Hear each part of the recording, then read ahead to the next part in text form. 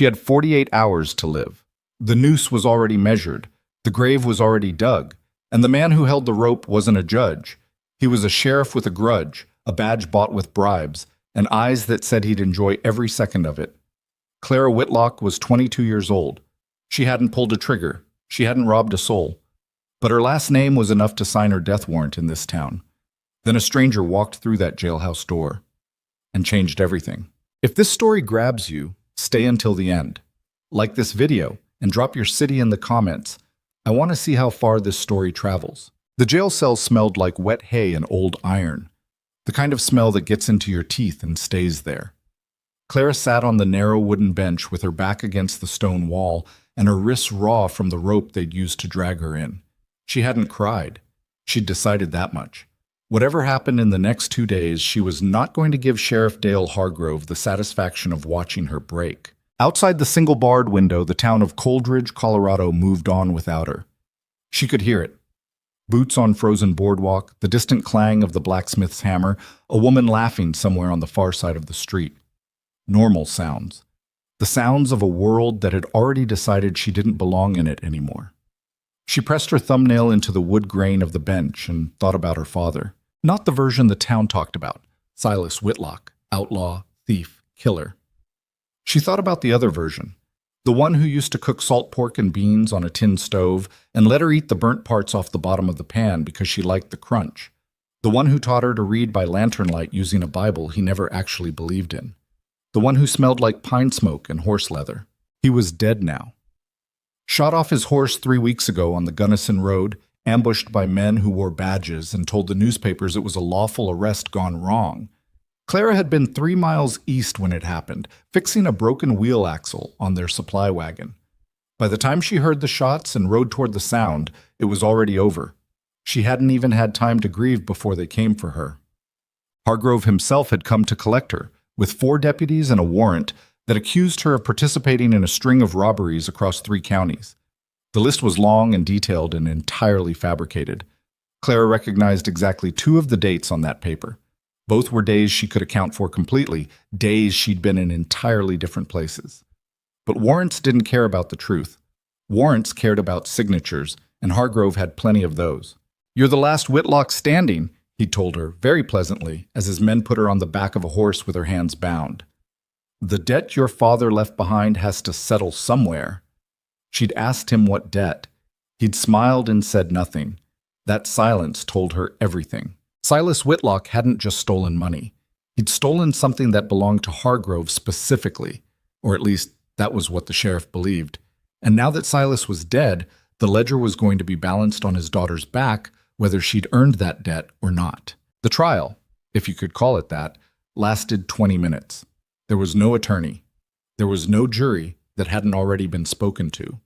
The judge was a thin man with watery eyes who didn't look at Clara once during the entire proceeding. He read the charges in a flat monotone, listened to Hargrove's testimony, asked if anyone wished to speak on behalf of the accused, and when the silence stretched out long and uncomfortable, he signed the paper in front of him and said, "Execution by hanging, 2 days hence." Clara had stared at the back of his head as the deputies pulled her to her feet. 20 minutes. That's what her life was worth in Coldridge, Colorado. The first night in the cell, a deputy brought her a tin cup of water and a piece of bread so stale it could have doubled his roof slate. He was young, maybe 18, and he wouldn't meet her eyes. "Hey," she said. He stopped. "Is there anybody in this town who isn't afraid of Dale Hargrove?" The boy looked at the floor. Then he looked at the door. Then he walked out without answering. That told her something too. The second morning, Hargrove came alone.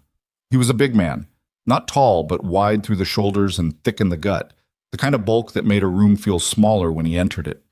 He had a neat mustache and hands that were surprisingly clean for a man in his line of work. He pulled up the chair from the corner and sat down outside the cell door like he had all the time in the world, which Clara supposed he did. "I want to make you an offer," he said. Clara said nothing. "Your father hid something before he died. Something that belongs to me." He folded his hands over his knee. "I want to know where it is. I don't know what you're talking about." "I think you do." "Then you think wrong." Hargrove studied her for a moment. His expression didn't change. That was the unsettling part. Most men showed something when they were angry. He showed nothing. "You've got about 36 hours left," he said. "I'm offering you a way to spend them differently. Tell me where Silas stashed what he took, and I'll have the judge reconsider the verdict. You'd walk out of here. Might even have a few dollars in your pocket." Clara looked at him directly. "My father never told me anything about any hiding place. Whatever he stole from you, and I'm not saying he did, he kept that to himself. I was his daughter, not his partner. The law doesn't make that distinction." "No," she agreed. "It doesn't. That's the problem with the law around here." Something flickered across his face then. Not anger exactly, but the cousin of it. He stood up slowly and straightened his coat. "Think about it," he said. "You've got time." He left, and Clara pressed her back against the cold wall and focused on her breathing. She didn't know where her father had hidden anything. That part was true. But she also knew that even if she had known, giving that information to Dale Hargrove was a death sentence of a different kind. A man like that didn't leave loose ends alive. She was going to hang either way. The only question was whether she'd hang having given him something or not. She decided not. The stranger arrived late the following afternoon. Clara heard him before she saw him. Heavy, unhurried boots on the jailhouse floor. Not the sharp click of a man trying to sound important, but the solid, flat thud of someone who simply weighed a great deal and moved at exactly the pace he intended to move. She heard voices in the front room, Hargrove's, tight and controlled. Another voice, lower, that she couldn't make out the words of. Then the door to the cell block opened. He had to turn slightly sideways to get through the doorframe. That was the first thing she noticed. The man was enormous, well over 6 feet, with shoulders that suggested a life spent carrying things far heavier than most men ever touched. His coat was heavy fur-lined canvas, trail-worn to the point of near disintegration at the elbows, and he wore it open over a dark flannel shirt and canvas trousers tucked into boots that had seen several winters of serious work. His face was weathered to the color and texture of old saddle leather, and a beard that had been growing since sometime last autumn covered the lower half of it in dark, frost-flecked brown. He wasn't handsome, he wasn't ugly, he was just present, in a way that most people weren't, like a rock formation or a very large tree. He stopped in front of her cell and looked at her. His eyes were a pale, cold gray-green, the color of river water in November. She looked back. "You're Clara Whitlock," he said. "Last I checked. I'm Gideon Mercer." He said it the same way he might have said "it's raining," not introducing himself so much as stating a fact. "I trap and trade out of the Elk Range. I've got a cabin about 40 miles northeast of here." "Good for you." He didn't react to that. "I spoke with the sheriff. He says your debt stands at $300 in court costs and restitution, and that if that sum is paid, the conviction can be suspended pending appeal." He paused. "I know a man in Denver who handles appeals. He's not cheap, but he wins." Clara stared at him. "You don't know me?" "No." "Then why are you talking to me?" He was quiet for a moment. Not the silence of someone who didn't have an answer, but the silence of someone who was choosing their words with real care. "I need a wife," he finally said. "Winter's coming in hard this year. I've got more work on that mountain than one person can manage through the cold months. I've been looking for a woman willing to come up there, and every woman in this town either already has a husband or has the good sense to want nothing to do with the kind of life I'm offering." He looked at her steadily. "You don't seem to be in a position to have that kind of good sense." Clara was quiet for a long time. "You're asking me to marry you," she said. "Yes." "You'd pay $300 to marry a woman you've never met."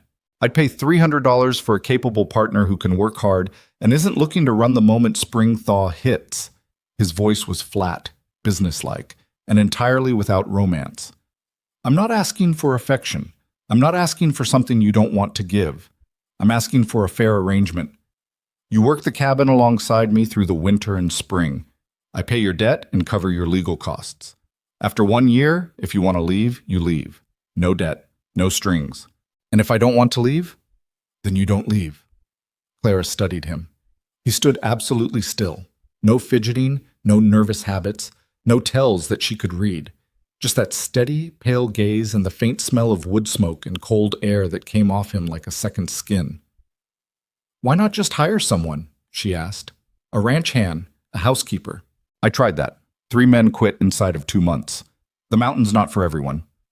Something shifted almost imperceptibly in his expression. Not softness exactly, but honesty. And a hired hand can leave whenever the work gets hard. A wife has, he seemed to search for the word, invested interest. A wife is also a legal institution that's very hard to get out of. I told you, 1 year. After that, it's your choice. Clara looked down at her wrists. The rope burns were still there, red and angry against her skin. She thought about the noose. She thought about Hargrove's clean hands and his flat smile. She thought about 36 hours, which had probably become 24 by now. She thought about her father cooking burnt beans on a tin stove. She looked back up at Gideon Mercer. I want it in writing, she said. The arrangement. All of it. He nodded. I already had it drawn up. He reached into the inside pocket of his coat and produced a single folded sheet of paper, which he passed through the cell bars. Clara unfolded it and read it twice, slowly, checking every sentence. It was plain language, blunt, almost, the kind of document written by someone who didn't trust fancy phrasing any more than he trusted fancy anything else. But it said exactly what he'd said it would say. Payment of debt. 1 year of partnership. Her right to leave at the end of that year with no outstanding obligations. At the bottom, a line for his signature and a line for hers. His was already there. A plain, cramped hand. Gideon R. Mercer. She folded it back up and held it. The 1 year starts today, she said. From the day we reached the cabin, he said. That's fair. She considered this. Fine. She took the paper. She looked at the empty signature line. She thought, this is the strangest thing I have ever done. And then she signed her name. Bittik. Hargrove was not happy. She could tell that, even though his face barely moved when Gideon set the folded banknotes on his desk and the paperwork that followed. He counted the money twice, slowly, like he was hoping to find it short. He wasn't going to find it short. Gideon stood across the desk in the same absolutely still way he stood everywhere, and watched and said nothing. The appeal will take months, Hargrove said finally. I know, Gideon said. She's still legally under my jurisdiction until it's resolved. She's legally my wife as of 2 hours ago, Gideon said. And you have no outstanding warrant that applies to a married woman in good standing who has satisfied her financial debt to the court. I've spoken to the territorial magistrate. He reached into his coat again and produced a second sheet of paper, which he set on the desk without drama.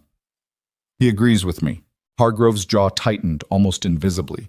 He picked up the paper, read it, set it down. This isn't over, he said.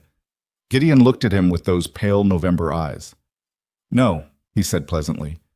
I imagine it isn't. They rode out of Coldridge in the early afternoon, with a sky the color of pewter pressing down on the mountains to the northeast, and the temperature already dropping fast.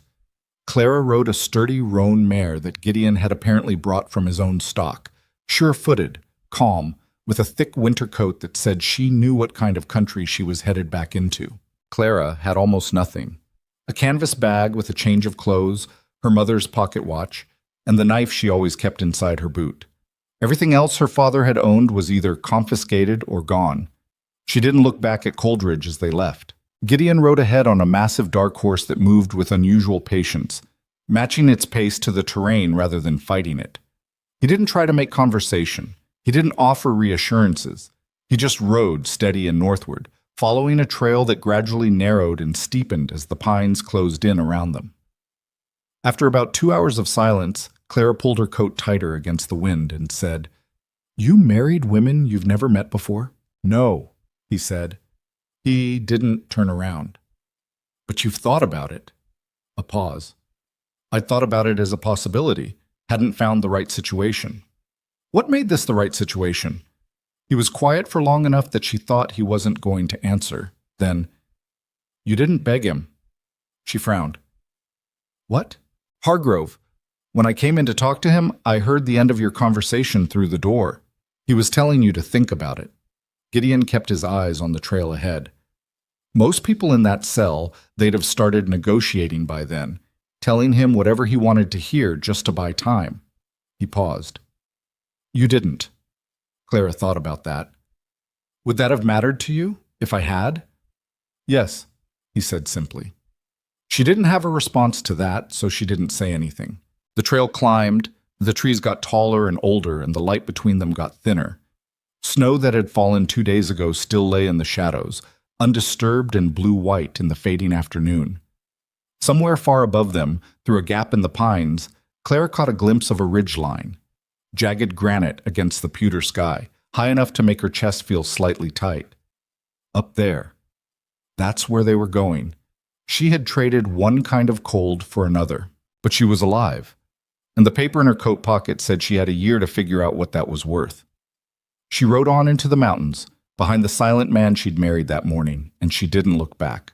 The cabin appeared out of the trees like something the mountain had grown rather than built. It sat on a wide, flat shelf of rock, maybe 200 feet below the ridgeline, backed against a granite wall that cut the worst of the north wind and faced south toward a valley Clara hadn't known existed until the trail crested the final rise and suddenly dropped away below them in a sweep of white and dark pine. The structure itself was low and heavy, notched logs chinked with dried moss and gray clay, a roof weighted down with sod and a foot of snow, a stone chimney on the east wall that was wide enough she could probably have sat inside it. There were 2 small windows, both shuttered. A lean-to on the west side sheltered a pair of mules and what looked like a season's worth of split firewood stacked chest-high under a canvas overhang. It was not beautiful. It was, however, clearly built to last. Gideon dismounted without ceremony and led his horse toward the lean-to. Clara sat in her saddle for a moment longer, looking at the place that was apparently her home now, breathing air so cold and clean it almost hurt. "You built this yourself?" she called. "Most of it," he said without turning around. "Took 3 summers." She got down. Her legs were stiff from the ride in the cold, and she didn't entirely trust them on the icy ground, but she managed without grabbing the saddle horn, which felt important somehow.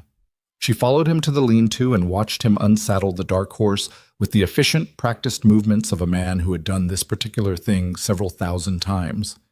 "What do you need me to do?" she asked.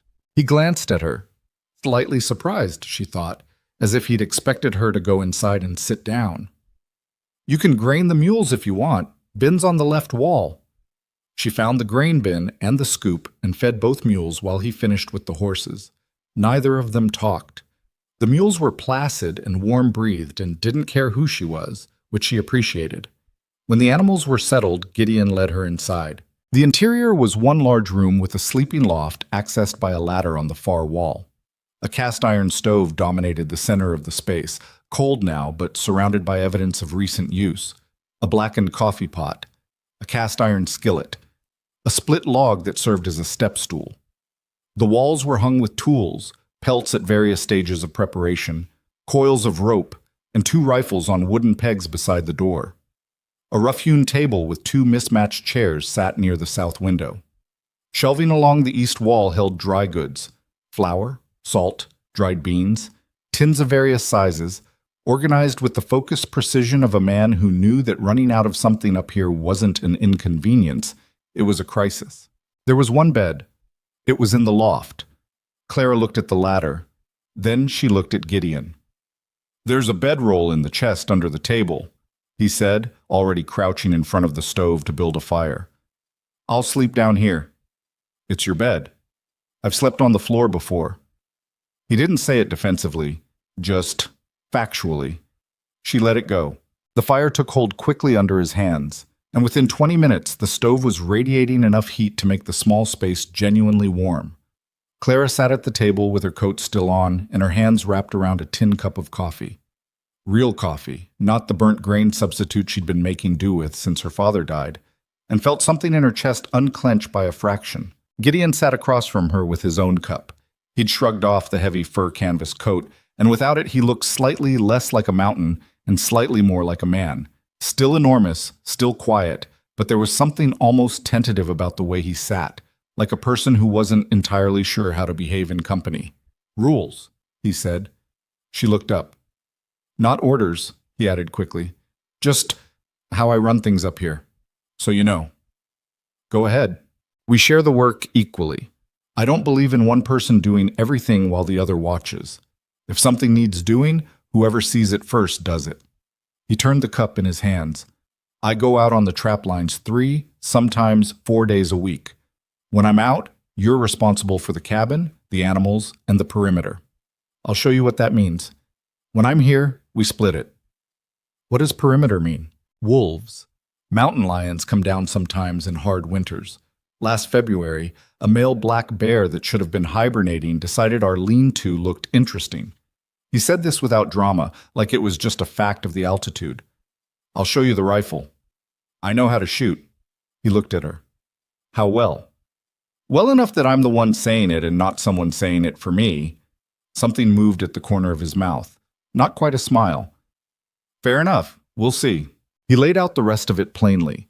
They'd need to stretch and cure a significant number of pelts before the deep cold set in to make the spring trade worthwhile. The root cellar below the cabin needed to be fully stocked before the first heavy snow made access unreliable. There was a section of the roof over the lean-to that needed reinforcing before February's wait.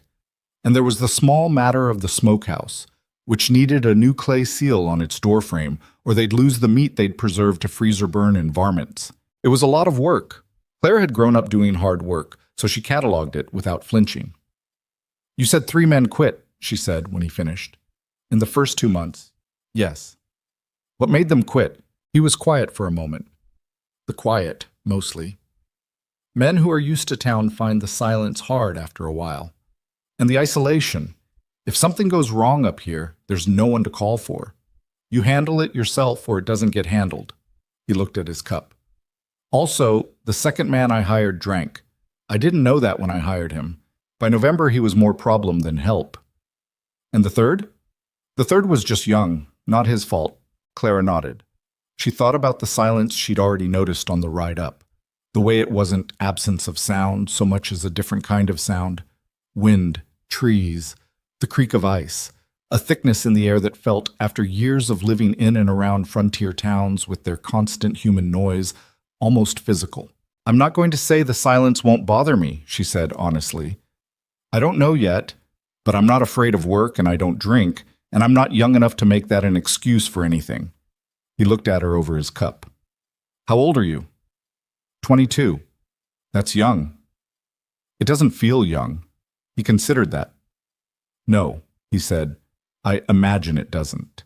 They sat with that for a moment, and the fire popped and shifted inside the stove, and outside the wind moved through the pines in the long, low moan that Clara would come to know as intimately as her own breathing over the following weeks. What about you? She asked. What about me? How old? 34.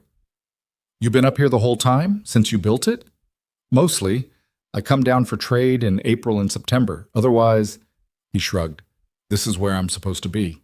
It was an odd way to put it. Not where I want to be or where I prefer to be, but where I'm supposed to be. Like the mountain had made a specific request, and he was the only person who'd answered it. Clara didn't ask him to explain it. She filed it away instead. I'm going to sleep, she said, and pushed back from the table. The loft's yours, he said again. Gideon. She stopped at the base of the ladder. You paid $300 for a working partner. A working partner doesn't sleep in the loft while you freeze on the floor. It's wasteful. She looked at him directly. The loft's big enough for 2 people who keep to their own side. If that's acceptable to you. He looked back at her for a long moment. That's acceptable, he said. She climbed up.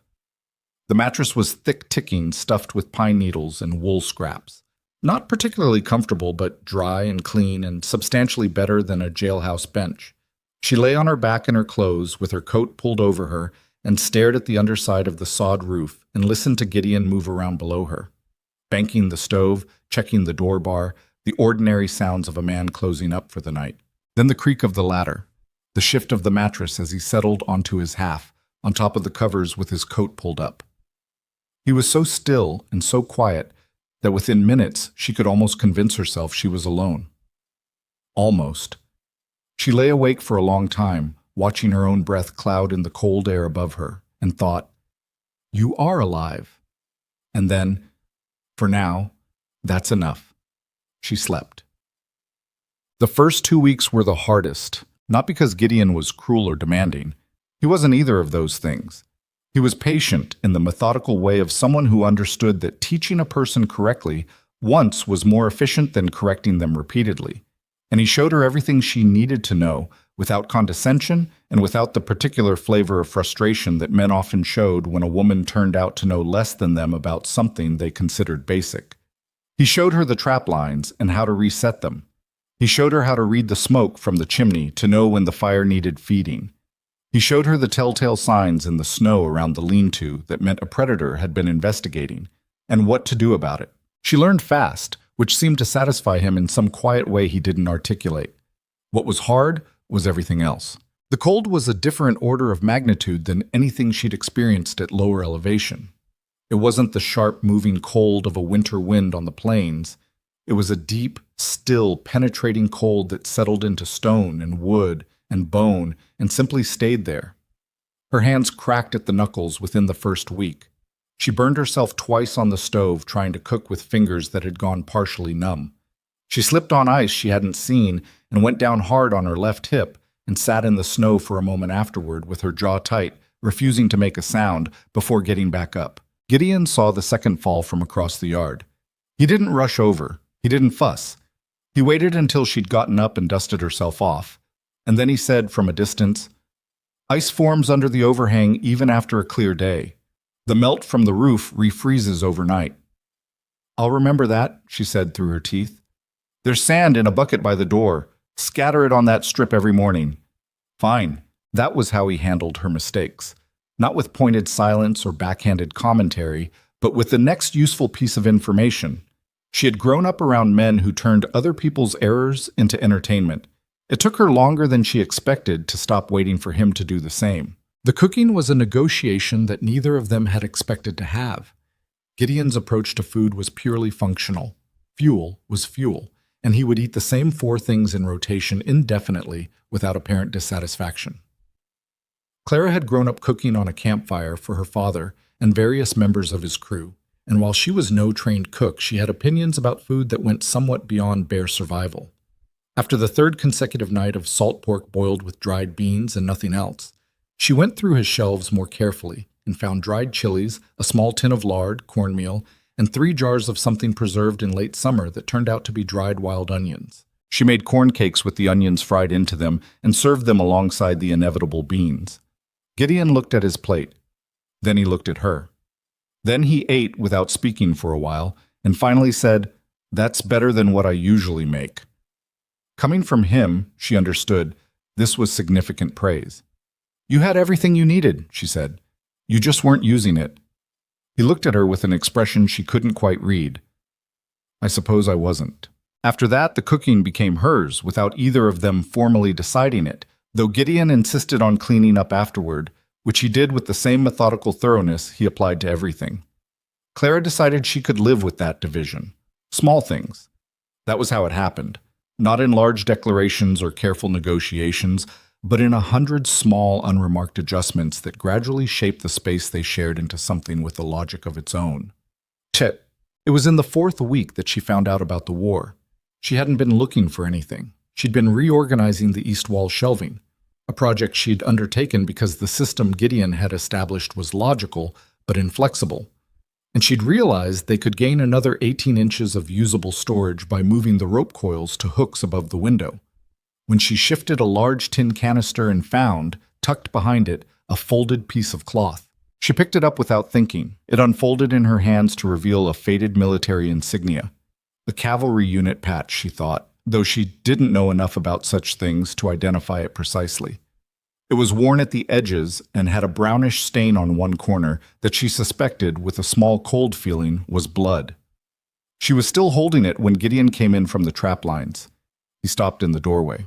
The look that crossed his face was not anger exactly. It was something more complicated and less controllable than anger, a flash of something raw that he shut down so fast she might have missed it if she hadn't been watching him. "I was reorganizing," she said carefully. "I didn't mean to put it back where you found it." His voice was even, flat, the same tone he used for everything, but underneath it something stretched tight. She folded it back up the way it had been and set it behind the canister. She went back to the shelving without saying anything else, and he moved past her to the stove and poured water from the kettle into the basin and washed his hands with his back to her. For 3 days after that, he was different. Not cruel, not cold, exactly, but absent. Like a significant portion of him had moved somewhere she couldn't follow, and only the functional part remained, doing the work, passing the salt at dinner, banking the stove. She'd known men who disappeared into drink. She'd known men who disappeared into rage. This was neither. This was something quieter and harder to name. She didn't push. She'd learned, watching her father navigate men like this, that pushing was the wrong tool for certain kinds of silence. On the 4th night, the blizzard came. It announced itself in the afternoon. A shift in the wind from northwest to due north, a drop in temperature so sudden it felt purposeful, and a stillness in the animals that Gideon noticed and she'd learned to notice too. By the time they'd secured the lean-to roof with extra rope and brought the mule's grain supply inside and banked the stove with an extra measure of fuel, the first real snow was already coming sideways through the trees. By nightfall, they couldn't have opened the front door if they'd wanted to. The storm hammered the cabin for 18 hours. The sound of it was enormous. Not a howl, but a sustained structural roar. The sound of a weather system with specific intentions. Clara lay in the loft and felt the cabin flex and settle around them like a living thing. And she counted the logs in her head and thought about Gideon's 3 summers of building and found, somewhat to her own surprise, that she trusted the walls. Sometime in the deepest part of the night, maybe 2, maybe 3 in the morning, she heard him. Not words, just sound. Low and involuntary, the kind of sound that comes out of a person when they're not quite awake and not quite asleep, and something is happening inside them that their waking self has learned to keep down. She lay still and listened and heard it again. A short, choked exhalation, and then the creak of movement, and then nothing. Then, sorry, his voice, rough with sleep and something else. Did I wake you?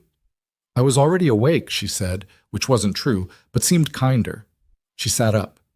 In the darkness, she could see the outline of him, sitting up on his side of the mattress, forearms on his knees, head dropped forward. What was it? A long pause. Dream. Bad one? Another pause. Outside, the blizzard shook the shutters on their iron pins. He didn't answer her question directly. Instead, after a silence that stretched almost past the point of comfort, he said, I was at Wilderness Creek, 1864. I was a cavalry sergeant. She waited. There was a bridge, he said. We were supposed to hold it for 6 hours until the infantry came up. 12 men. He stopped, started again. They didn't come up. Not in 6 hours. Not in 12. His voice was controlled, but only technically, like a rope holding a weight that was slightly too heavy. I got 3 men out. The dream is never about what actually happened. It's always about the ones I didn't get out. Clara sat in the dark and said nothing, because there was nothing useful to say to that. She knew the particular arithmetic of survivor's guilt. She'd watched it work on her father, though for different reasons in a different war of his own making. She knew that the wrong response to it could do real damage. What she did was shift across the mattress until she was sitting close enough to him that her shoulder was against his arm. Not touching, exactly, just proximate, available. He went very still. You don't have to talk about it, she said. I'm just going to sit here for a while. He was quiet for a long time. Then, slowly, some of the terrible tension in his shoulders released. Not all of it, but enough. He didn't move away from her. 3 men out of 12, he said again, quietly, to the darkness. 3 men who lived because of you, she said. The other math is real, but so is that one. He didn't respond, but he didn't move away. They sat like that in the dark while the blizzard tore at the world outside. 2 people who had each survived things they hadn't expected to survive, holding the cabin walls between themselves and the cold. And that was, for that night, enough. Clara didn't offer comfort she couldn't back up. She didn't tell him it wasn't his fault, because she didn't know the whole story, and she wasn't going to pretend otherwise. She just stayed. When she finally lay back down, he did too. And when morning came gray and exhausted through the shutters, neither of them mentioned it. But something had shifted. Something that didn't have a name yet, but occupied a new and specific weight in the space between them. But the weeks after the blizzard were different. Not dramatically, not in ways that would have been obvious to anyone watching from outside. But Clara felt it, in the way he started telling her things without her asking. Small things, practical things, but things nonetheless. The story behind the cabin's unusual door bar, which he'd engineered after a mountain lion managed to work a standard latch loose one March night while he slept. The reason he'd chosen this particular shelf of rock to build on, which had to do with a spring that didn't freeze even in the hardest winters, 50 yards east of the cabin, hidden in a thicket of young aspens. The fact that he'd once tried to keep a dog up here, and the dog had been killed by a wolf in the first autumn, and he hadn't tried again. He told her these things in the evenings, at the table, with coffee, in the same flat, unembellished voice he used for everything. But he told them. And she listened, and told him things in return. About her father, about the various frontier towns she'd moved through as a child, about the 2 years she'd spent working in a laundry in Pueblo when Silas was in jail, and she'd been on her own at 16 and had to figure out fast what she was capable of. "You were alone at 16, he said, when she told him that. 16 and a half, she said, like the half mattered. He looked at her across the table. That's young to be alone. You were at Wilderness Creek at what, 20? 21. Then we were both young for what we had to do. She wrapped her hands around her cup. The difference is you've been carrying yours for 13 years, and I've had 2 months. He was quiet. Then, does it get lighter? She thought about that honestly. I don't think it gets lighter. I think you get stronger, or you get used to the weight. One of those. He turned his cup in his hands. I'm not sure which one I'm doing. Neither am I, she said. But you're still here. That counts. It wasn't poetry. It wasn't elegant. But it was the truth. And he received it the way he received everything she said that seemed to mean something to him, with that small, careful stillness that was, she was slowly learning, his version of acknowledgement. Outside, the mountain winter continued its work, patient, indifferent, relentless. Inside the cabin, 2 people who had each believed, at different points and for different reasons, that they were likely finished, discovered incrementally that they were not. The firewood stack dropped and was replenished. The pelts accumulated on their frames. The root cellar held. The roof over the lean-to survived February. The spring that didn't freeze gave them water even on the coldest mornings. And somewhere in the grinding daily work of it, in the cold mornings and the shared meals and the evenings at the table, and the one night in a blizzard when she'd sat close enough to let him know he wasn't alone, what had started as a transaction was becoming something neither of them had specifically planned for. She noticed it first in herself, the way she'd started thinking of the cabin as ours rather than his, the way she listened for his boots on the path when he was out on the trap lines and felt something ease in her chest when she heard them, the way his silences no longer felt like closed doors but like a particular quality of air she'd learned to breathe in. She didn't say any of this. It was too new and too fragile, and she'd learned enough caution in 22 years to know that the most dangerous thing you could do with something fragile was call attention to it before it had time to harden. But she noticed, and she was fairly certain, from the way his eyes tracked her across the cabin sometimes when he thought she wasn't looking, that she was not the only one. The winter deepened. The mountain kept its counsel. And down below, in the town of Coldridge, Dale Hargrove sat behind his desk with a name on a piece of paper and a patience that had no season at all. The first sign came in the form of a dead horse. Gideon found it on a Tuesday morning in early March, about a mile down the main trail, where the path curved around a granite outcropping before the long descent toward the valley floor. The animal had been shot once, cleanly, through the neck, not an accident, not a predator. Someone had put a bullet in it deliberately and left it there, either because the horse had gone lame and they couldn't be bothered with a proper job of it, or because they wanted to travel the rest of the way on foot and leave no animal tied somewhere to be noticed. He came back to the cabin without the pelts he'd gone out to check and stood in the doorway with snow on his coat and an expression Clara had learned to read as controlled concern, the particular flatness that came over his face when something required careful thought rather than immediate action. Someone's on the trail, he said. Clara looked up from the stove. Coming up or going down? Shot was from above. They're already between us and the valley. She set down the spoon she was holding. How many? 1 horse, could be 1 rider, could be 2 if they were doubling up. He came inside and shut the door and moved to the rifle pegs without hurrying. Could be a trapper who lost his animal to a bad leg and had to make a decision. Could be something else. She heard what he didn't say. You think it's something else? I think we've been up here all winter without a single visitor, and now someone's moving through my trail on foot in March, and the timing of it sits wrong with me. He took down the Winchester and checked the load with the automatic efficiency of a man who had done it under pressure before. Have you seen anything in the last week that seemed off? Clara thought. She'd have been out 2 days ago to check the spring. The aspens were still bare but starting to show the first swelling of buds on the lower branches, and she'd noticed boot prints in the mud near the rock shelf above the water. She'd thought at the time that they were old prints, winter compressed and distorted. Now she wasn't sure. She told him. He listened without interrupting. Show me tomorrow, he said. Today, we stay close. They stayed close. Gideon spent the afternoon doing visible work in the yard, splitting wood that didn't urgently need splitting, moving around the lean-to, presenting the picture of a man with no particular awareness of anything unusual. Clara understood the performance and matched it, going about her own business within his sightline, keeping her movements unhurried. No one appeared, but that night, lying awake in the loft with the stove ticking quietly below, Clara turned over her father's business in her mind and tried to think like him. Silas Whitlock had run with a crew of 6 men before his death, 2 brothers named Cord and Roy Pelham, a former railroad surveyor called Dutch, who handled logistics, and 3 others whose names she'd heard but never known well.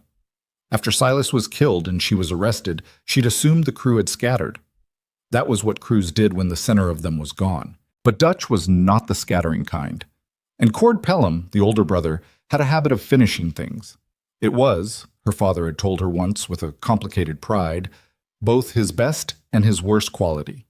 If any of them believed she knew where the hidden money was, or the map, or whatever exactly her father had taken from Hargrove, they would come looking eventually. The question was what had taken them until March. The answer, when she worked it through, was obvious. They'd had to find her first, and that meant someone in Coldridge had talked, which meant Hargrove's patience had gotten impatient, and he decided to use a different set of tools. She climbed down the ladder and found Gideon already sitting at the table in the dark with his coffee cup, which told her he hadn't been sleeping either. I think I know who it is, she said, and sat down and told him everything. He listened the way he always listened, completely still, nothing on his face, absorbing it all before he said a word. When she finished, he was quiet for a moment. Your father's crew, he said. You think Hargrove pointed them at you. Hargrove wants what my father took. So does the crew. If they find it first, Hargrove loses his leverage. If Hargrove finds it first, the crew gets nothing. She turned her cup in her hands. They're using each other without trusting each other. Hargrove gave them my location, and now they're trying to get here before he can send his own men up. Which means we might have 2 separate problems coming. Yes. She paused. Or we might have one problem that we can turn into 2 if we're careful about it. He looked at her across the dark table. Explain. If the crew gets here and finds nothing, and then Hargrove arrives with deputies, those 2 groups are not going to cooperate. They're going to get in each other's way. She worked it out as she spoke, feeling the shape of it. But first we have to survive the crew. How many do you think? Cord and Roy Pelham for certain. Maybe Dutch. Maybe 1 or 2 others. She thought about Cord, his patience, his precision, the way her father had described him once as a man who plans everything except what to feel about it. Cord won't rush it. He'll watch the cabin first. Learn the routine. He won't move until he's sure. How long do we have? If he got here today, he'll want 2 or 3 days of observation before he acts. She looked at Gideon, which means we have 2 or 3 days to make his observation work against him. A long silence. Outside, the March wind was softer than February's had been. Still cold, but without the structural violence of deep winter. The aspens would have buds on them by now in the lower valley. Spring was coming, slow and reluctant, the way it always came to high country. Gideon said, Tell me what you're thinking. Well, what Clara was thinking was born from 2 decades of watching her father prepare for trouble, distilled through her own understanding of the land she'd spent a winter learning. She laid it out for Gideon in plain language, without dramatics, and he listened and asked questions, Precise, practical questions about sightlines and distances and the specific geography of the rocky ground east of the cabin. And gradually, what she'd started as a rough idea got refined by his knowledge of the terrain into something that might actually work. The cabin sat on a shelf of rock with the granite wall to the north and a clear approach from the south and west. The east side was the complicated side, a tumble of boulders that descended steeply toward a dry creek bed about 40 feet below, interspersed with scrub pine and deadfall. It was terrible ground to fight across, which was exactly why Gideon had never worried much about that approach. Nobody in their right mind would try to come at a cabin from that direction, which was precisely why, Clara argued, they should plan for it. Because Cord Pelham was not nobody, and he would look at the geography and see the same thing they saw, and he would send someone around the east side specifically because a defender would discount it. Gideon looked at the east terrain for a long moment when she explained this to him, his pale eyes tracking the boulders and the scrub and the angles of approach. "You're right," he said. "I know." She didn't say it to be smug. She said it because there wasn't time for false modesty. "I'll take the east. You take the south approach. The west wall is the blind spot. We need something there that works without either of us being present." "What kind of something?" She thought for a moment, then walked to the lean-to and looked at the coils of rope hanging on the west wall. "Tripline, low, about 8 inches off the ground, strung between those 2 pine trunks. Attach a tin can with stones in it to the end. It won't stop anyone, but it'll make enough noise to tell us they're there." Gideon considered this. Then he went to the rope coils and began measuring lengths with his arm span. They spent all of the next day in preparation. The trip line went up on the west approach, nearly invisible against the pine duff. Clara walked the east terrain twice, once in daylight, carefully mapping the natural cover, and once at near dark when the shadows changed everything, because if this came to a fight, it would likely come at dawn or dusk. She found 3 positions behind boulders that gave her sightlines to the most navigable paths through the rocks, and she noted the distance from each to the cabin door. She was not afraid exactly. She was something more focused than afraid, a compression of attention that she'd felt before, in bad situations, and had learned to trust as more useful than panic. Gideon saw it in her, she thought. He watched her come back from the second survey of the eastern terrain, mud on her boots and her hair coming loose from its braid, and he said, "You've done this before. Been in a situation where you had to think through violence before it arrived." "My father's world had a lot of those situations," she said. "I mostly stayed on the edges of them. But you learn being on the edges." "You're not afraid." "I'm afraid," she corrected him. "I'm just not letting it run the meeting." He held her gaze for a moment. "That's a good way to put it." "My father said it first." She looked away toward the tree line. "He said a lot of things I disagreed with and a few things I'll probably think about for the rest of my life." They ate early that night and slept in shifts. Gideon first, 4 hours, then Clara, while he sat at the table below with the Winchester across his knees. It was not comfortable, and neither of them slept particularly well, but when the gray pre-dawn light started coming through the shutters on the second day, they were both upright and functional. It was the silence that told her, at first light on the third morning. Not the good silence, not the quality of air she'd spent a winter learning, the alive silence of the mountain going about its business. This was a held silence, the kind that happened when the birds stopped because something was moving through the trees that didn't belong there. She touched Gideon's arm once, lightly, and he nodded. He'd heard it too. They separated without speaking, him to the south window, her to the door, which she opened 3 inches and no more, the way they'd agreed on. The cold morning air came in sharp and smelling of pine and wet rock. For 30 seconds, nothing. Then the tin can rattled on the west approach. One man, moving too fast and not careful enough about what was at ground level. Clara had counted on that. Cord would be patient with his own movement, but he'd put his least experienced man on the approach he considered least important. She held her position. Then she saw the one coming through the eastern boulders. Moving carefully, yes, but not carefully enough, because he didn't know someone had already walked that ground twice in the dark and knew exactly where the footing was deceptive.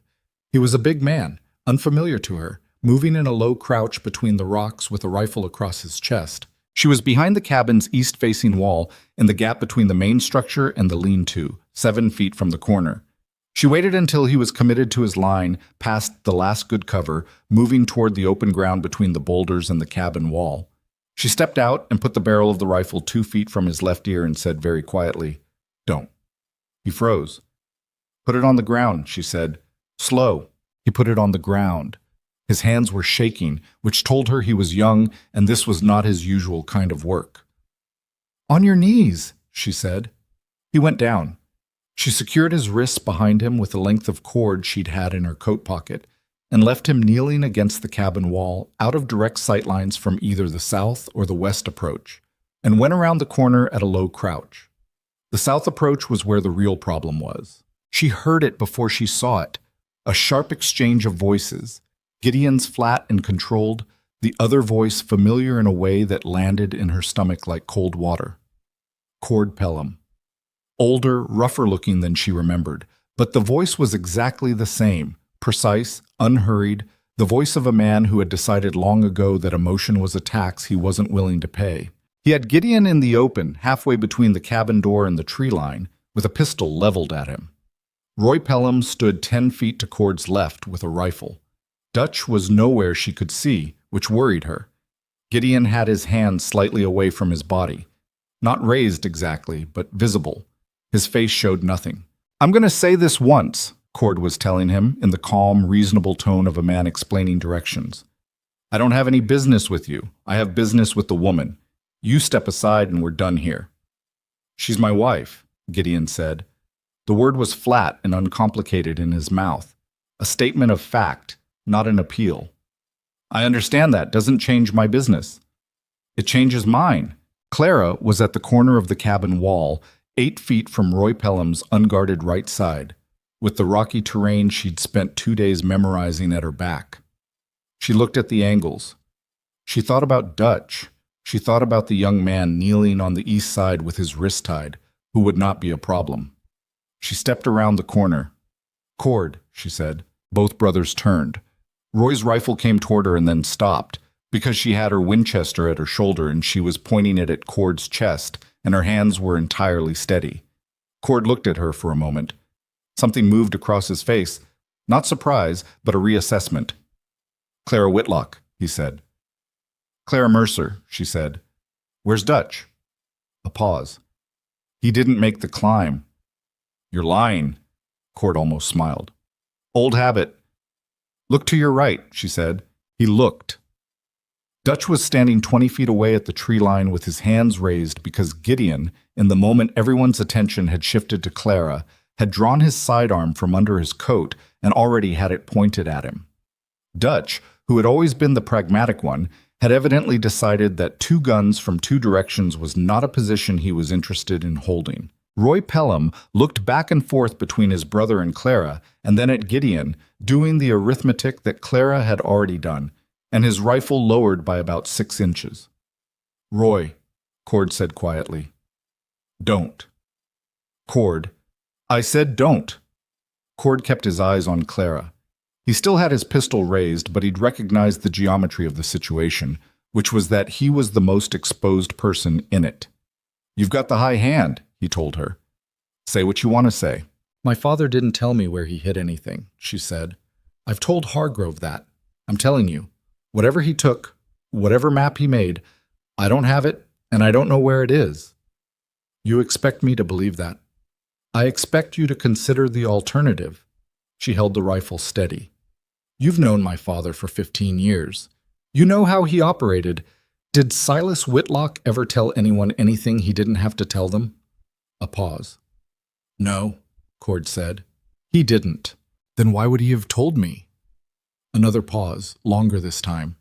She could see Cord working it through, the same calculation she'd run herself 100 times through the winter, the same conclusion she'd always arrived at. "Because you're his daughter," he said, but he said it without conviction. "He loved me," she said. "He also kept his business out of my life because he knew what his business was. Those 2 things aren't contradictions. You know that, Cord. You knew him." The silence stretched. Roy's rifle was down at his side now. Dutch hadn't moved. The young man on the east side, she could hear, had started quietly crying, which she filed away as not her immediate problem. Cord lowered his pistol. "Not all the way." to about 45 degrees, the position of a man who hadn't made a final decision but was no longer pointing it at anything specific. "Hargrove told us you had the map," he said. "Hargrove told you what was useful for him to tell you." She kept the Winchester up. "He wanted you to find it before his own men did. He was going to let you do the work and then take it from you afterward. That's how he operates." Cord stared at her for a long moment. Then he glanced at Roy, then back at her. He had the expression of a man who was reaching an unpleasant conclusion about a plan he'd thought was clever. "Son of a bitch," Roy said quietly, apparently having arrived at the same place through a different route. "Put it on the ground, Cord," Clara said. "All of you. We're going to have a conversation, and then you're going to go back down that mountain and decide what you want to do about Hargrove on your own time." Cord looked at her for another moment. She could see him weighing it, pride against pragmatism, which in her experience was a calculation that usually went poorly for pride when the odds were clearly stated. He bent and put the pistol on the snow. Roy followed. Dutch, still with Gideon's gun on him at the tree line, let his own rifle down into the snow and raised his hands higher with the resigned expression of a man who had always suspected this particular venture would end badly. "Gideon," Clara said, without taking her eyes off Cord. "I've got them," he said. She lowered the Winchester.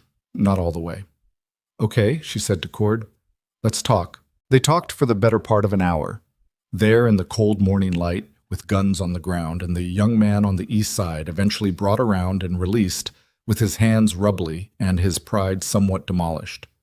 Clara told Cord everything she actually knew, which was less than he'd expected and more than she'd ever told anyone, about Hargrove's specific accusation, about the warrant, about the structure of the debt her father had apparently left behind.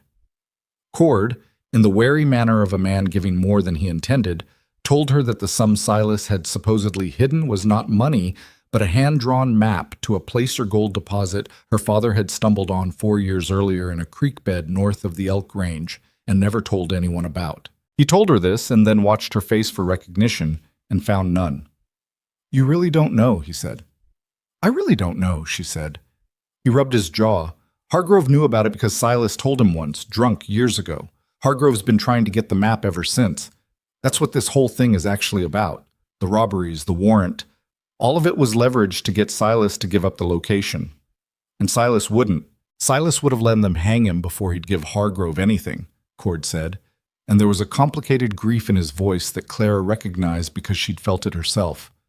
Stubborn old man. She was quiet for a moment. "Is the map real?" "We don't know. We've never seen it. Silas told Dutch about it once, said he'd written it down and put it somewhere safe. We never knew where." He looked at her steadily. "We thought you might. I didn't even know the map existed until 30 seconds ago." Cord nodded slowly. He looked tired, she noticed, older than he'd looked in her memories.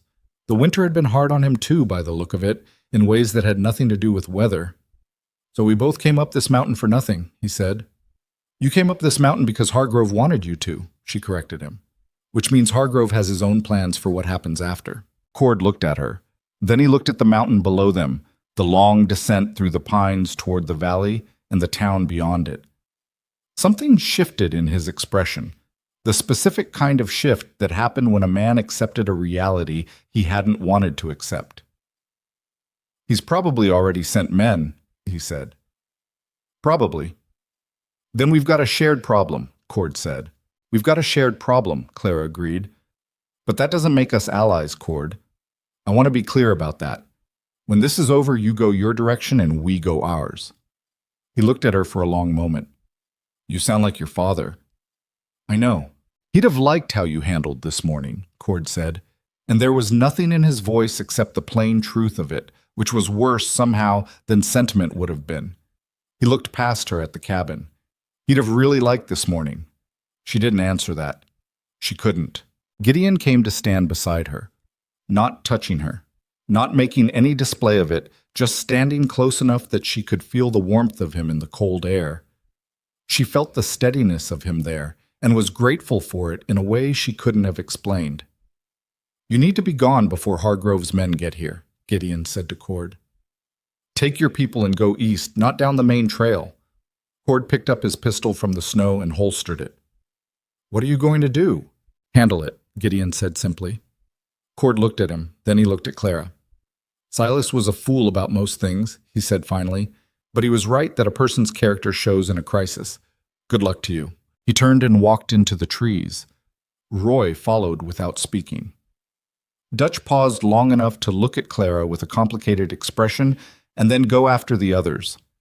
The young man who'd come around from the east hurried after them with the air of someone who would be processing this morning for quite some time. Clara watched the trees close around them. The mountain was quiet again. That real quietness, the alive kind, already returning as the unnatural tension of armed men moved away through the pines. She realized her hands were shaking, not fear exactly. The aftermath of focus, the moment when the compression releases and the body remembers what it was holding. She kept them at her sides and breathed through it. Gideon noticed. Of course he noticed. He turned to face her and looked at her steadily, and didn't say anything about her hands, just said, "You did well." "We did well," she said. "Yes." He paused. "But that was your plan, start to finish." She looked at him. His face was as unreadable as always, but there was something in his eyes, that same quality she'd first started noticing after the blizzard, the thing she hadn't been able to name yet. It was warmer than respect, she thought, and more specific than gratitude. "We have to find the map," she said, "before Hargrove does." "Do you have any idea where your father would have hidden something like that?" She thought about it. The tin stove, the lantern light, the Bible he never believed in. She thought about the pocket watch her mother had left her. Heavy, silver-cased, the kind with a small compartment behind the face that her mother had used to keep a photograph. Clara had never opened that compartment since her mother died. It had felt like trespassing. Her hand went to her coat pocket. The watch was there. It was always there. She took it out and looked at it for a moment, and then she opened it. Behind the face, folded 4 times into a square no larger than her thumbnail, was a piece of paper. She unfolded it with fingers that were not quite steady. Gideon stood very close without crowding her, his shadow falling over her hands in the morning light. It was a map, hand-drawn in her father's cramped, half-legible hand, with compass marks and distances and a creek labeled with a name she didn't recognize. In the corner, in smaller writing, it said, "For Clara, if she's the one who finds this. I'm sorry I couldn't do better, girl." She stared at it for a long time. Then she folded it back up and closed her fist around it, and she did not cry.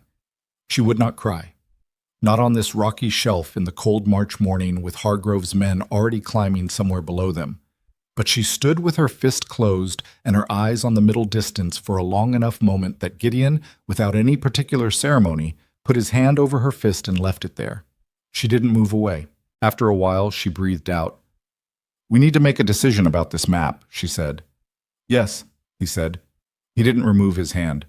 "A fortune like this? It doesn't make life simpler. I've watched what money does to people who aren't ready for it." "I know. It could change everything about what we've built up here." She opened her fist and looked at the small folded square. "Or it could just change who's coming for us." Gideon was quiet for a moment. "What do you want to do?" She looked at him. "What do you want to do?" "I want," he said carefully, "to do whatever keeps you safe and keeps this—" He glanced back at the cabin, the lean-to, the split wood, and the spring 50 yards east in the aspens. "Intact." She looked at the map for another moment. Then she looked at the ground beneath their feet.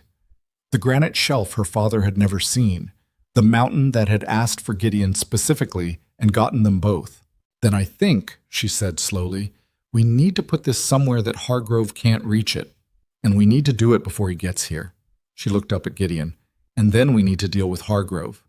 He met her eyes. "Together," he said. It wasn't a question. "Together," she said, and meant it completely. They burned the map that evening. Not carelessly, not the impulsive destruction of something that frightened them, but a deliberate decision made at the table with cold coffee between them and the last of the March light dying outside.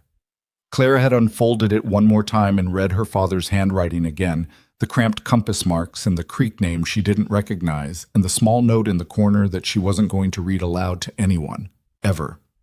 Then she folded it back and held it over the candle flame and watched it take. Gideon watched with her. He didn't say anything, which was the right thing to do. The paper curled and blackened and was gone in under a minute. Clara set the ash on the tin plate and pressed it flat with her thumb until there was nothing left that could be read or reconstructed. That's done, she said. That's done, he agreed. She looked at her hands for a moment. The rope burn scars from the jailhouse were almost gone now, faded to pale lines across the inside of her wrists that she sometimes found herself tracing without thinking about it. She pressed her palms flat on the table.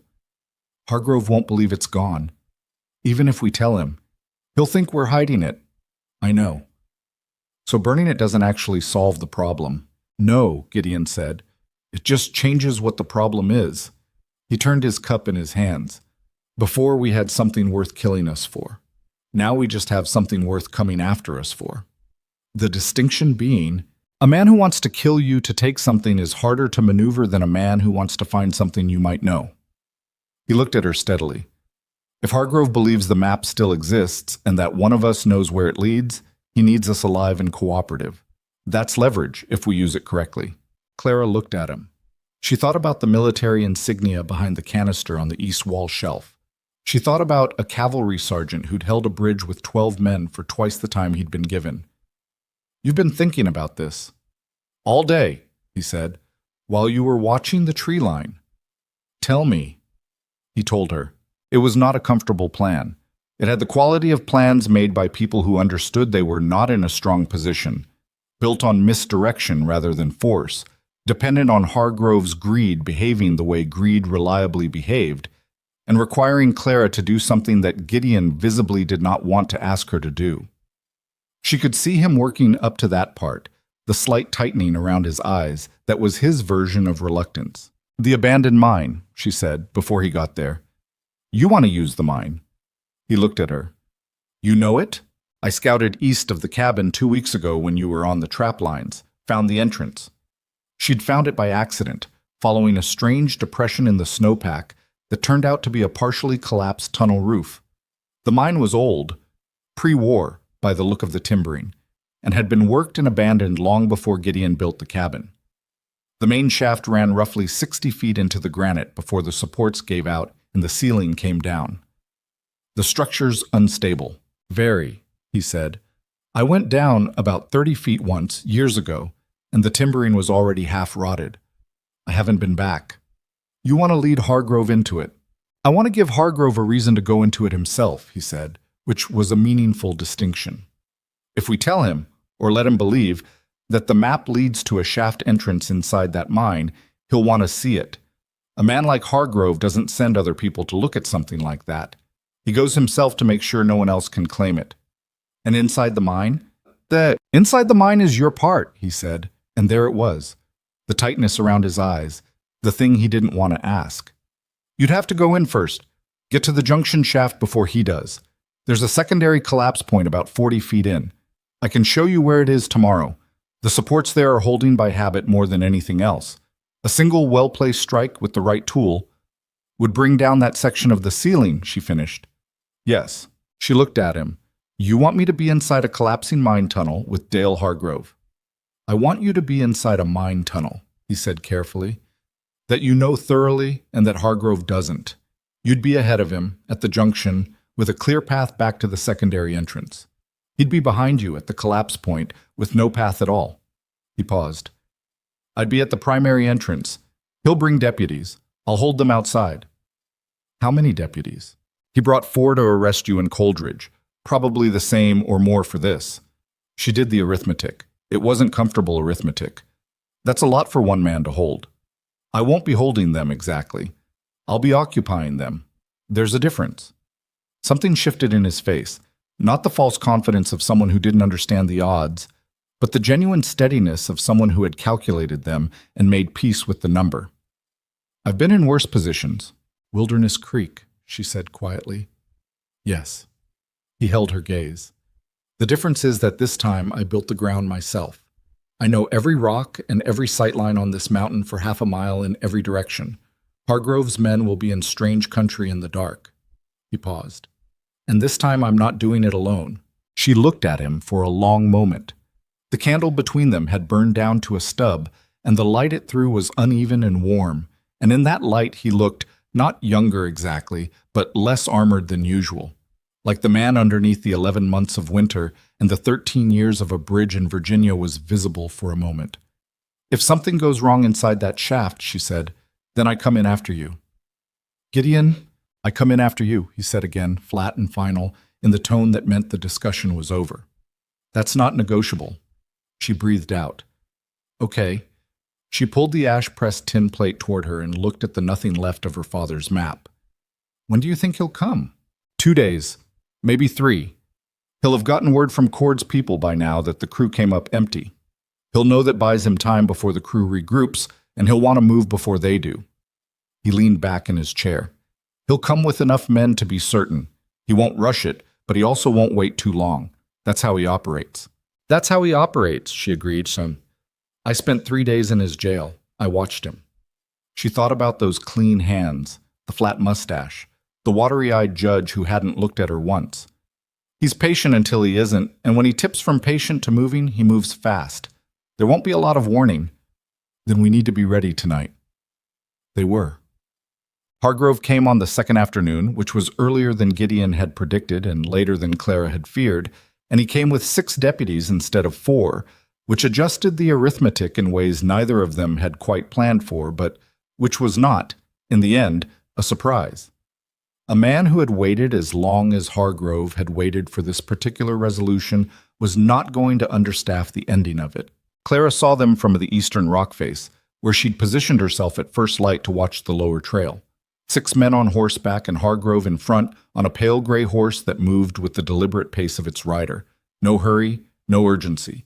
The walk of a man who had already decided how this was going to go. She watched them come up the last switchback through the scope of Gideon's second rifle, a long-barrel Sharps that she'd spent the previous day learning the particular quirks of, the way it pulled slightly left at distance and needed compensation, and counted heads and noted that 2 of the deputies were carrying shotguns, which meant they were planning for close quarters, which meant Hargrove expected resistance and had staffed accordingly. She worked her way back to the cabin in a low, fast crouch, using the boulder terrain she knew by heart now, and came through the rear of the lean-to just as Gideon was finishing with the horses. He looked at her once and read her face. 6, she said. 2 with scatterguns. He's 40 minutes out. He nodded. He handed her the canvas bag with the tools she'd need for the mine, a short pry bar, a miner's candle in a clay holder, a length of rope, and the specific iron wedge they'd identified 2 days ago as the thing that was holding the secondary collapse point in approximately the state it was in. You need to be in position before they reach the cabin. I know. She took the bag. She looked at him. There was something she'd been carrying since the evening they burned the map. Something that had been building longer than that, if she was honest with herself, building since a blizzard in February and a man sitting with his forearms on his knees in the dark. She'd been waiting for a better moment to say it, and she was looking at him now and understanding that there might not be a better moment. Gideon. He was checking the load on the Winchester. He looked up. I'm not leaving at the end of the year, she said. I want you to know that before this happens, whatever this turns into today, I'm not leaving. He was very still for a moment. The Winchester was in his hands and the afternoon light was coming sideways through the lean-to boards, and somewhere down the mountain, Dale Hargrove was 40 minutes away with 6 armed men. Okay, he said. Not as a dismissal, as an acceptance, complete and unqualified. She nodded once. She picked up the bag. She walked out of the lean-to and up the eastern slope toward the mine entrance, and she did not look back because she couldn't afford to, not now, and because some things didn't need to be looked back on to be real. 1. The mine entrance was a low, dark mouth in the rock face, barely visible behind a collapse of scrub brush that had grown across it over decades of disuse. Clara pushed through, lit the miner's candle, and moved into the shaft. The smell of it hit her immediately. Cold stone and old rot, and the specific mineral damp of ground that hadn't seen moving air in years. The timbering was exactly as bad as Gideon had described. Ancient, square-cut logs, gray and punky with dry rot, holding up a ceiling of fractured granite through some combination of compression physics and luck. The floor was uneven, scattered with rockfall from previous partial collapses, and the candle threw shadows that moved wrong in the close space. She moved carefully and quickly, counting her steps. The junction was at 32 feet. She'd paced it from the entrance the day before with Gideon, identifying the point where a secondary shaft branched off to the right, running parallel to the main entrance for another 20 feet before it emerged through a crack in the rock face on the mine's south side. That crack was barely large enough to squeeze through sideways, which was why it wasn't visible as an entrance, and why no one coming into the mine from the main shaft would know it was there. She found the iron wedge at 30 feet, just where they'd left it, driven between the two main support timbers on the left wall at a specific angle that, when removed, would start a chain reaction in the failing timbering around it. It would not be instantaneous. Gideon had walked her through the physics of it. The removal would start a slow progression, timber shifting on timber, granite settling into the gaps. She'd have somewhere between 40 seconds and 2 minutes before the ceiling came down, and the variance in that estimate was what she was least comfortable with. She moved to the junction. She crouched in the opening of the secondary shaft, candle held low to preserve her night vision, and she waited. She heard them from a long way off. Hargrove's voice first, that controlled, pleasant baritone that she associated with jailhouse conversations and bad choices. And then other voices, the specific silence that was Gideon's, and the sounds of multiple men moving on rocky ground. They were at the cabin. She couldn't see any of it from here, but she could hear it in the way sound traveled through the mountain stone. The granite carried vibration like a wire. She heard a door. She heard a raised voice that wasn't Gideon's. She heard, at some point, what might have been a shot, and her hands tightened on the pry bar before the sound resolved itself into something else, something less final, and she made herself breathe slowly. She had to trust him. She had spent a winter learning that Gideon Mercer was exactly what he presented himself as. No more, no less. And that what he presented himself as was a man who did not quit. She trusted that now with the same certainty she trusted the secondary shaft exit, which she had measured herself and tested herself and was certain of. Footsteps. At the mine entrance, she blew out the candle. In the darkness, she heard Hargrove say, "Bring a light," shuffling, the orange flicker of a lantern appearing at the tunnel mouth. Then Hargrove's voice again, closer, more interested. "How far does it go?" A deputy's voice. "Can't tell, sir. At least 40, 50 feet. The map said the main shaft," Hargrove said, mostly to himself. She could hear the specific quality in his voice. The focused, suppressed excitement of a man who has been patient for a very long time and believes he is finally at the end of his patience. "Keep the light up. Watch the ceiling." Footsteps in the shaft. One man, then the sound of a second. The light from the lantern grew as they moved inward. Clara pressed herself into the secondary shaft opening, her back against the cool rock, the pry bar in her right hand and her feet planted on solid ground. She counted steps. At 12 steps in, the lantern light would start to illuminate the area around the wedge. At 15, Hargrove would be close enough to see that the timbering had been disturbed. At 20, he'd be at the collapse point. She counted. 12. "Sheriff," the deputy's voice, uneasy. "These supports don't look—" "They'll hold," Hargrove said. "Keep moving." 15. "Sir, there's a wedge here that's been—" She didn't wait for him to finish the sentence. She reached around the corner of the junction opening, found the iron wedge by touch, gripped it with both hands, and pulled. It resisted for a terrible half-second, and then it came free with a sound like a rifle crack, a sharp, percussive pop that echoed off the stone walls. And above her she heard the first deep groan of granite settling, and she was already moving. Into the secondary shaft, low and fast, one hand trailing the wall, counting her steps in the absolute dark because the layout was in her body now, and not in her eyes. Behind her the sounds built. First the individual cracks of failing timber, then a sliding, grinding progression that she felt more than heard, vibrating up through the rock under her boots. 10 steps. 15. The crack of light appeared ahead, the pale gray of early evening coming through the fissure in the rock face. Behind her the world came down. Not all at once. Not the instantaneous catastrophe she'd imagined, but a building collapse. Section after section. The kind of sound that started loud and got louder in stages. Each stage a different register of destruction. She felt the pressure wave of displaced air hit her back as she pushed sideways through the fissure and came out on the south face of the rock with the cold evening air on her face and her knees hitting granite, and she caught herself with her hands and stayed up. She was out. She was whole. She stayed crouched against the rock face for a moment, breathing through her mouth, listening.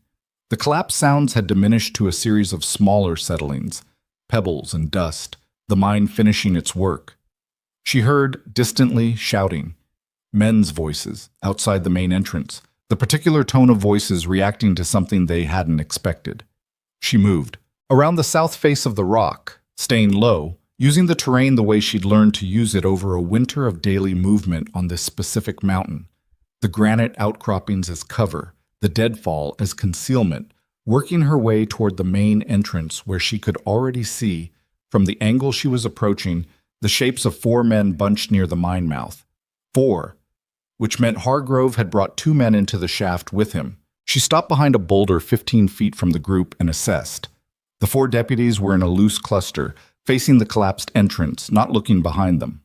Their body language was that of men who were shocked and not yet coordinated, the specific window of vulnerability that comes just after an unexpected event and just before people start making decisions. "Don't move," she said, from behind the boulder. They moved. Of course they moved. Men always moved. 2 of them turned with weapons coming up, and she fired the sharps over their heads, and the sound of it in the open, rocky space was enormous, and they stopped. "Next one's not over your head," she said. "Guns on the ground." They looked at each other. They looked at the mine entrance. They looked at the boulder she was behind, calculating whether they could take her, doing the arithmetic on what it would cost to be wrong. "She's not alone." Gideon's voice, from the tree line to the north. He was there. She hadn't seen him, which meant they certainly hadn't seen him, and the voice came from the dark of the pines with the flat authority of a man who was entirely comfortable in that position. The guns went down. "Where is he?" one of the deputies said, a young man with a ginger mustache and the dazed expression of someone whose day had gone significantly worse than planned. He was looking at the mine entrance. "Where's the sheriff?" Clara came out from behind the boulder. She kept the sharps up. "He went into an unstable mine to find a map that doesn't exist anymore," she said. "That's where he is." The deputy stared at her. "You have to go in after him. You have to—" "That shaft is down," she said. "Anyone who goes in now doesn't come out." She watched him process this, watched the specific realization cross his face that Dale Hargrove, the man who had signed their pay vouchers, who had pointed them at this mountain, who had organized their lives through his absolute confidence in his own outcomes, was not coming back out of that rock. "Your sheriff made his choices," she said. "All the way back to the beginning, he made choices. This is the last one." The silence after that was total. Then, from somewhere deep inside the mountain, a sound. Not the active sound of collapsing stone, but a faint human sound. A voice, muffled beyond comprehension by 100 tons of granite. One of the deputies took a step toward the entrance. Clara did not lower the rifle. "Don't," she said. He stopped. The sound from inside the mountain continued for a moment, then stopped. Then it was quiet. Gideon came out of the tree line. He had the Winchester and a cut on his left forearm that was bleeding freely enough to have soaked the sleeve of his flannel shirt, which Clara saw and catalogued and dealt with later in her mind. He came to stand beside her and looked at the 4 deputies and then at the mine entrance and then at her. "Are you hurt?" he said. "No." He looked at her for a moment, that complete searching look that had become familiar to her over winter, the one that was checking something deeper than surface. Then he nodded. "You 4, he said to the deputies, his voice level and calm. "You're going to ride back to Coldridge tonight. You're going to tell the territorial magistrate what happened here. Every deputy in that town is going to give a deposition about what Dale Hargrove has been doing and why. And you're going to do this because the alternative is being named as accessories to attempted murder, which is a significantly worse outcome than cooperating." He paused. "I have documentation of Hargrove's arrangement with the criminal crew that came up this mountain 3 days ago. I have records of the fraudulent warrant used against my wife. I have a very good attorney in Denver who has been waiting for exactly this situation." He looked at each of them in turn. "Do you understand me?" The ginger-mustached deputy looked at the mine, then at Clara, then at Gideon. He appeared to be doing a comprehensive reevaluation of his career choices. "Yes, sir," he said. The others followed. Clara watched them collect their horses from where they'd been tied below the cabin and begin the long descent. She stood with the sharps until they were out of sight through the trees, and then she let the barrel drop and felt the weight of the afternoon settle into her all at once, the shaking she'd held off during the mine, the raw skin on her palms from the rock face, The specific hollow feeling that came after sustained fear released its grip. Gideon was already tearing a strip from the inside of his coat to bind his forearm. She walked to him and took the strip from his hands without asking and wrapped the wound herself, pulling it snug and tying it off. He let her. He watched her hands work with that same quiet attention he brought to everything. "How bad?" she asked. "Rock fragment. It's not deep." He flexed his fingers experimentally. "I've had worse shaving." "You don't shave," she said. Something moved at the corner of his mouth. "True." She tied off the bandage. She didn't let go of his arm immediately. She stood holding it with both hands and looked at the mine entrance, the collapsed mouth of it, the raw earth and broken timber visible in the fading light, the mountain having made its final statement about what it would and wouldn't permit inside its rock. "It's over," she said. It came out quieter than she'd intended. "This part," Gideon said. "Yes." She looked at him. "What other parts are there?" He considered this. The magistrate, the attorney in Denver, making sure the right version of this story is the one that gets told. He paused. "And whatever comes after that. The ordinary parts." He said ordinary parts like they were something specific and valuable, which she supposed they were. "The cabin needs the roof repair we put off through March. The spring trade run is in 2 weeks. The east shelf of rock is going to need drainage work before next winter, or we'll have ice problems under the lean-to." Clara looked at him. She started to say something and then didn't and then did. "You're describing the rest of the year." "I'm describing the rest of as long as we're up here," he said, and his voice was the same flat, even tone he used for all of it, the weather, the work, the arithmetic of hard situations. But underneath it was the same thing she'd heard in I Come In After You, unambiguous and completely undecorated. "If that's acceptable." "You know it is," she said. "I told you, in the lean-to." "You did," he agreed. "I wanted to say my version." She almost laughed. It came out as something smaller, half a breath, but real. "The roof," she said. "The trade run. The drainage work. And the south window needs a new shutter hinge," he added. "The cold worked the old one loose." "Then we have a lot to do," she said. "We have a lot to do," he confirmed. He looked at the mine one more time, a long, level look that she couldn't entirely read, though she'd been reading him for months now. Whatever was in it, he left it there. Then he turned away from it and toward the cabin, and she walked beside him in the early evening cold with the mountain going quiet around them, and the aspens in the hollow below the spring showing their first green in the gray light, barely visible, tentative. But there, the mine was behind them. Hargrove was behind them. The map was ash on a tin plate. In front of them, the cabin, the stove that needed banking, supper that needed making, a window hinge that needed fixing, and morning, which would come whether they were ready for it or not. The ordinary and necessary morning of a life that was, improbably and at considerable cost, entirely their own. The south window hinge got fixed the following morning. It was not a dramatic repair.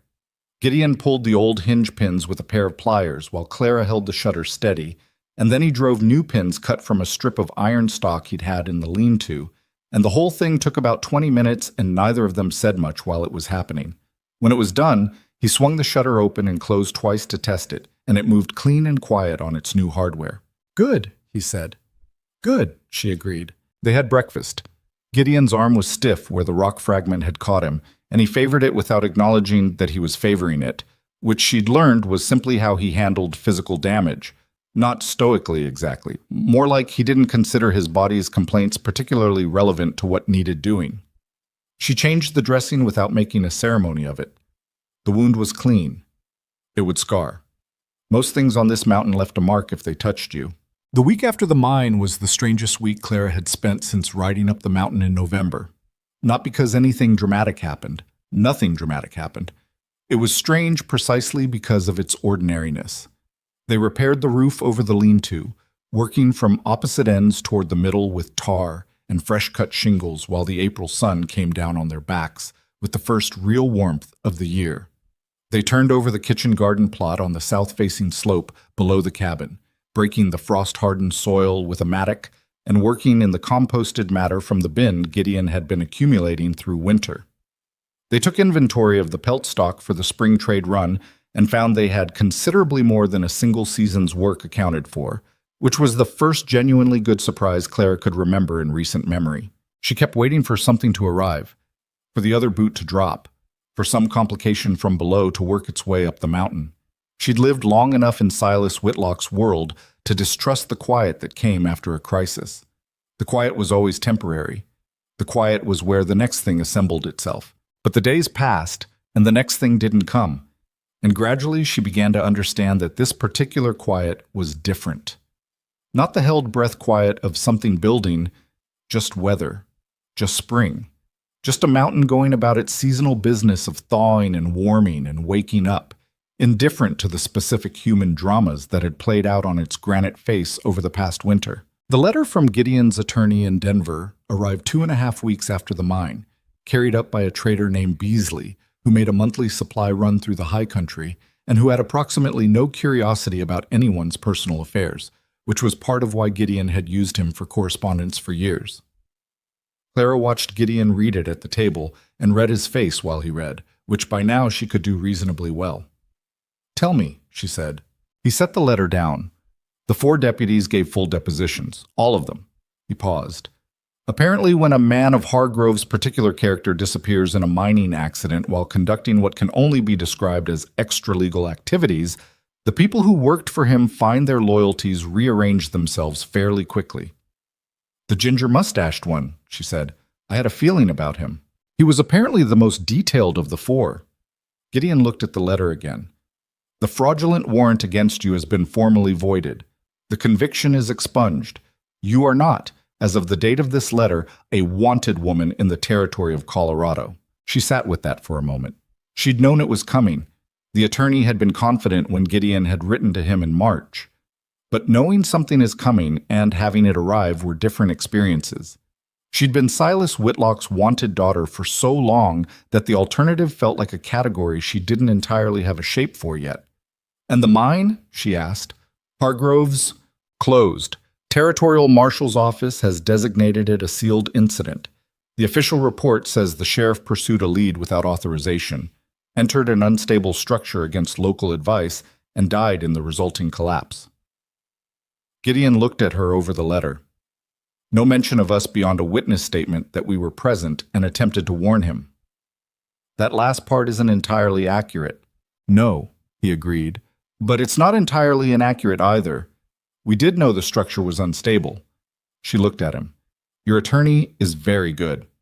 "He's expensive," Gideon said, but yes." She picked up the letter and read it herself, slowly, checking each section against her own understanding of what had happened and what had been agreed to. The language was careful and precise, which she respected. When she put it down, she pressed her palm flat on it for a moment, like she was confirming it was real. "What about Cord?" she asked. "No action against the Pelham crew. Insufficient evidence of criminal activity on the mountain specifically, and without Hargrove to push it, nobody in the territorial office seems interested in climbing up here to investigate." He folded his hands on the table. "They've likely moved on. Cord's not the type to linger where there's nothing to gain." She thought about what Cord had said in the cold March morning. "He'd have really liked how you handled this morning," and the specific kind of grief underneath it. Cord Pelham was not a good man, and she wasn't going to pretend otherwise. But he had loved her father in his way, and grief made people do things that had nothing to do with who they actually were. She hoped he'd go somewhere far and quiet, and find some version of a life that didn't require coming up mountains looking for dead men's maps. She wasn't going to bet money on it, but she hoped. "It's done," she said. "Really done." "Really done," Gideon said. She exhaled. It was a long exhale, the kind that carries something out of the body that has been held there for a long time. She sat back in her chair and looked at the cabin around her. The rifle pegs by the door, the east wall shelving with its organized stores, the cast-iron stove that had been the center of gravity of her winter, the ladder to the loft. She looked at all of it and felt something she didn't have a clean word for. Not happiness, exactly. Too complicated for that. More like the feeling of weight correctly distributed. Like a load that had been carried wrong for years, finally settled onto the right part of the shoulder. Gideon was watching her. He did that sometimes. Watched her think without interrupting it, patient in the specific way he was patient about everything that mattered. "What are you thinking?" he asked. He didn't ask it often. When he did, it meant he genuinely wanted to know. I'm thinking about my father, she said, and about the fact that I spent most of the last year being angry at him and grieving him at the same time, which is an uncomfortable combination. She looked at the table. And I'm thinking that he put that map in my mother's watch because he knew I'd never open it unless I absolutely had to. He knew me well enough to know I'd treat whatever was in there as sacred. She paused. He was using that against me. Even from the grave, he was being tactical. Maybe, Gideon said. Or maybe he put it there because he knew you'd protect it without knowing you were protecting it. Because you were the only person he trusted that completely.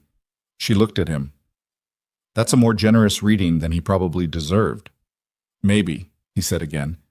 But it might also be true. She thought about it. The two things could both be true. Silas being tactical and Silas trusting her completely. They weren't contradictions. They were just the same complicated man seen from different angles. She'd spent a winter on this mountain learning that people were rarely one thing all the way through, that the version of a person you thought you knew was usually just the angle you'd been standing at. Gideon had shown her that. The blizzard had shown her that. Her own reflection in the mine shaft's absolute dark had shown her that. I forgive him, she said. It came out plainly, without particular weight, like a fact that had simply become true at some point without her consciously deciding it. I don't think I could have said that in November, but I can say it now. Gideon nodded. He didn't make more of it than it was. Good, he said. That's a useful thing to be able to say. The spring trade run to Sweetwater Junction took 4 days, down and back, and it was the first time Clara had been below the mountain since the November morning she'd ridden up it. The descent was disorienting in ways she hadn't anticipated. The air thicker, the sound of the world louder, the smell of wood smoke and horse and human habitation hitting her like something physical when they rode into the trading settlement. She'd lived in towns her entire life before November, and she hadn't expected to find them foreign after 5 months away. But she did. Or not foreign exactly, just smaller, louder than they needed to be, more crowded with the kind of noise that didn't say anything. The trading went smoothly. The pelt quality was good, and Gideon had a long-standing relationship with the buyer at Sweetwater that was built on years of fair dealing from both sides. And Clara watched how he operated in the transaction. Unhurried, specific, absolutely unwilling to take less than what the quality warranted, but equally unwilling to push for more. The buyer knew what he had. Gideon knew what he had.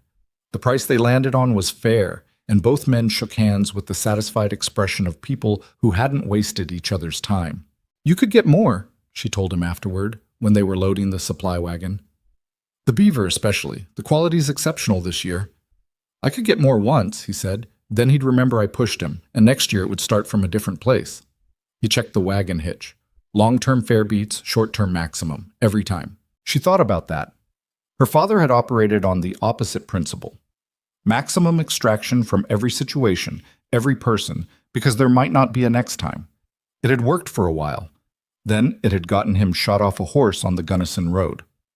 Fair point, she said, and meant it on more levels than one. 2 men in the settlement recognized her name. She saw it happen when the trading post operator wrote it in his ledger, saw the small pause and the quick glance up. She held still and let them look. Neither said anything, which was a statement in itself. The wanted woman, the outlaw's daughter, the girl they'd have said was heading for a bad end.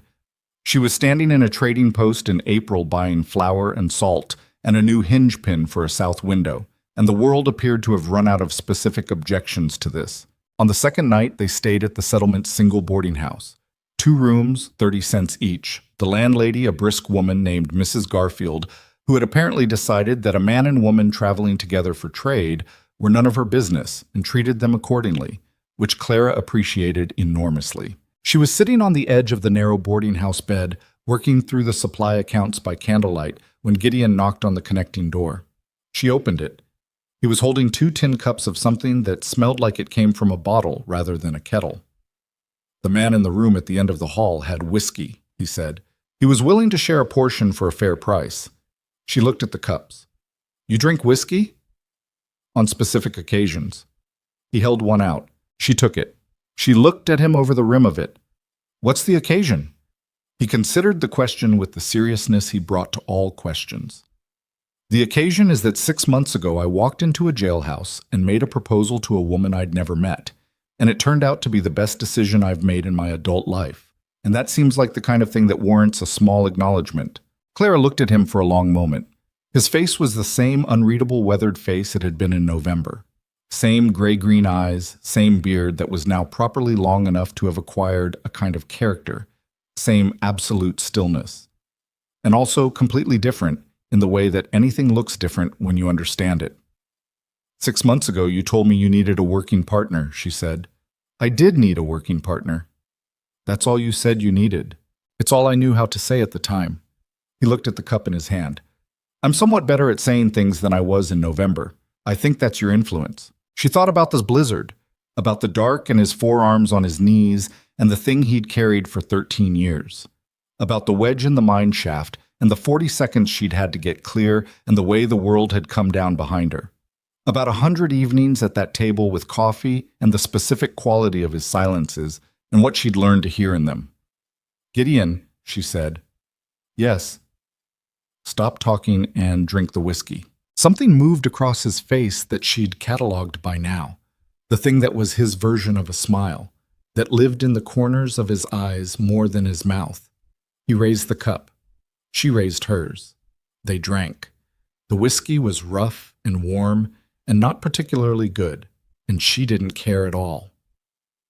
They rode back up the mountain on the fourth morning with the supply wagon loaded and the horses moving well on the familiar trail, and somewhere around the last switchback before the cabin's shelf of rock came into view, Clara felt the change in herself that she'd been aware of distantly for several weeks, but was only now prepared to name. She was not afraid. Not of the mountain, not of the winter coming again, not of the isolation, not of the work. She had been afraid of all of those things in November, had ridden up this trail with the specific terror of a woman who had traded one unknown for another and had no guarantee that the trade was good. She had been afraid in the blizzard and in the mine and in the cold March morning when Cord Pelham's men came through the trees. Fear had been the constant undercurrent of every month she'd spent on this mountain. But somewhere between the thaw and the letter from Denver and 2 tin cups of mediocre whiskey in a boarding house, the undercurrent had changed its nature. It hadn't disappeared. She wasn't naive enough to believe that life on a mountain in the high Rockies was going to stop presenting situations that warranted fear. The wolves would still come in winter. The weather would still do what it wanted. The work would still be hard and constant and physical in ways that left marks. But she wasn't afraid of those things in the way she'd been afraid of the unknown. She knew this mountain now. She knew its trails and its weather patterns, and its particular silences and what they meant. She knew the spring that didn't freeze and the section of eastern rock face where the footing was deceptive, and the way the smoke from the chimney bent south before a storm. She knew these things the way you know the inside of your own body, not always consciously, but reliably, deep and below thought. And she knew the man riding beside her. Not completely. She doubted she'd know him completely in 20 years. He was not a simple person, and the layers of him went down a long way, and some of those layers had old damage in them that would take longer than a winter to work through. But she knew the important parts. She knew he meant what he said. She knew he did what he said he would do. She knew he would go into a collapsing mine after her without a second thought and complain about his arm less than she complained about her cracked knuckles. She knew, and that knowing was not the same thing as certainty, but it was the closest thing to it that she'd found in 22 years of looking. The cabin came into view around the last bend, low and solid on its granite shelf, the chimney cold in the April morning, the lean-to holding its shape, the aspen grove below the spring showing leaves now, small and bright and new. It looked exactly as it had looked when she first saw it in November, which was to say unglamorous and purpose-built and exactly what it needed to be. No more, no less. It looked like home. She hadn't had one of those in a long time. She hadn't realized how much the absence of it had weighed on her until the weight was gone.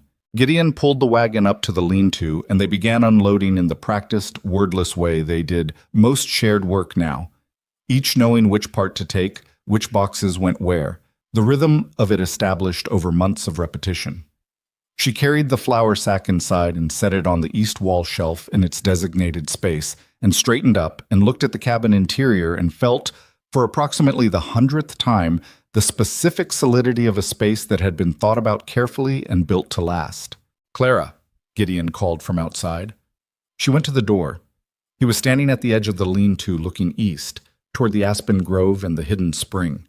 She came to stand beside him and looked where he was looking. 3 elk were at the spring, a cow and 2 calves. The calves barely a few weeks old by the look of them, their legs still that newborn, awkward length that looked slightly too long for their bodies. They were drinking in the late morning light with the aspens bright around them, and they hadn't noticed the humans at the lean-to yet, or if they had, they'd decided it wasn't their problem. Clara and Gideon stood there and watched them. She didn't have anything to say about it, and he didn't either, and that was fine. Some things didn't need commentary. Some things just needed witnesses. After a while, the cow lifted her head and looked toward the cabin with large, dark, unconcerned eyes. Then she went back to drinking. The calves shifted and bumped against each other with the uncoordinated enthusiasm of very young things. "Next winter will be harder than the last one," Gideon said eventually. It was not pessimism. It was just a fact he was sharing, the way he shared facts, plainly, without drama, because knowing the true shape of things was always more useful than not knowing it. "I know," she said. "The drainage work on the east shelf is going to take most of June. I know that too. And the roof over the main cabin needs attention before October. Not urgent, but it won't stay not urgent." "Gideon?" "Yes." She looked at him. "I know all of this. I've been here for 6 months." He nodded. He looked back at the elk. "I know you know," he said. "I'm saying it because—" He paused, and she recognized the pause, the specific quality of him searching for the right words rather than the easy ones. "Because this is what the life is. The roof and the drainage, and the next winter and the work that doesn't stop. I want to make sure you know what you're staying for, not just the idea of it." She looked at him for a long moment. He was watching the elk, his profile steady and serious in the April light, and she thought about the 22-year-old woman who had signed her name on a paper in a jail cell with raw wrists and 48 hours to live, not knowing what she was signing toward, only knowing what she was signing away from. That woman would have found what she'd become in the past 6 months unrecognizable. Not because she was a different person, she was exactly the same person, but because she'd found out what the person she'd always been was actually capable of when the circumstances required it. That was the thing about survival. It didn't change you. It showed you what was there. "The drainage work in June," she said. "The roof before October. The winter after that." She looked at the cabin, the lean-to, the aspens with their new leaves, the elk at the spring. She looked at the man beside her. "That's what I'm staying for. All of it. Even the parts that are just work." He turned and looked at her. Really looked. The way he had on very few specific occasions. In the jailhouse, in the blizzard dark, at the junction of the secondary mine shaft after she'd come through the fissure and he'd been there to ask if she was hurt. That complete searching look that meant he was checking something deeper than surface. Whatever he found, it satisfied him. She could tell by the way the set of his shoulders changed, fractionally, imperceptibly, to anyone who hadn't spent 6 months learning to read him. "Okay," he said. Just that. But she'd learned by now what he meant by it. The elk finished drinking and moved off into the aspens, the calves bouncing slightly with each step in the clumsy joy of new legs and new grass, and a world that was still too large and too interesting to take carefully. The aspens closed around them. The spring ran on. Gideon went back to the wagon. Clara went to help him with the remaining supplies. There was flour to store and salt to check against the winter inventory, and a new axe handle to fit, and the south window hinge to test again now that the weather was warming and wood expanded differently in heat than cold. There was supper to make, and the stove to bank, and the animals to settle. There was, in other words, everything. The ordinary and necessary everything of a life being lived in a real place by real people who had earned every inch of what they had and knew exactly what it had cost. Clara Whitlock, Clara Mercer, picked up the last box from the wagon and carried it inside, and the cabin door closed behind her, and the mountain held its particular silence, the living kind, the kind that wasn't absence but presence, the sound of a world going on with its work. Some debts get settled, some maps get burned, some nooses stay untied, and sometimes the life you end up with is nothing like the life you planned, And that turns out to be the luckiest thing that ever happened to you. Not because it's perfect, but because it's real. And it's yours. And you fought for every last piece of it. That's not a small thing.